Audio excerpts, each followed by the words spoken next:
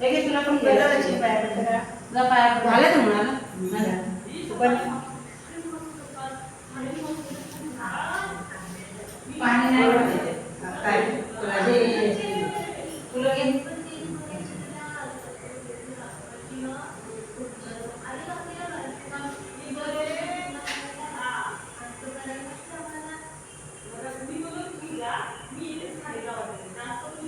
जास्ती नको लावू आता ते कलर लावलाय ना तो तर एका जागा